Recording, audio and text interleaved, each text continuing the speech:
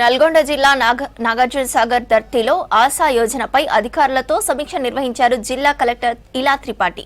95 కోట్లతో గిరిజన తండాలు, గ్రామాల్లో మౌలిక వసతుల అభివృద్ధికి కార్యాచరణ రూపొందించాలని ఆదేశించారు. గిరిజనుల జీవన ప్రమాణాలు పెంచేలా అన్ని చెంచుపెంటలు, గూడాల్లో మెరుగైన సౌకర్యాలు కల్పిస్తామని తెలిపారు కలెక్టర్. వాటికి ప్రతి ఒక్క హ్యాబిటేషన్కి OHSR ఇప్పుడు కట్టడం వీలు పడదు కాబట్టి మేము పంప్ అంటే ఒక సంప్ కట్టి ఒక 40 లీటర్ సంప్ 50 లీటర్ సంప్ కట్టి అక్కడ పంపింగ్ ద్వారా మేము ప్లాన్ చేస్తున్నాము. దీంతో పాటు సాగర్ కాన్స్టిట్యుయెన్సీకి గౌరవ్ ఇన్ఛార్జ్ మంత్రివర్యులు ఒక 70-75 లక్షలు కూడా కేటాయించడం జరిగింది DMFT నిధిలో.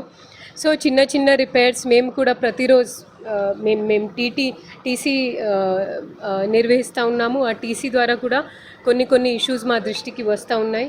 ఇది కొంచెం ఈ కాన్స్టిట్యుయెన్సీలో సగం భాగం ఎస్సీ చోటుప్పల్ గారి కింద వస్తుంది, ఒక సగం భాగం నల్గొండ కింద వస్తుంది. సో ఆ రెండు డిపార్ట్మెంట్ మధ్యలో సమన్వయం చూసుకుంటూ మేము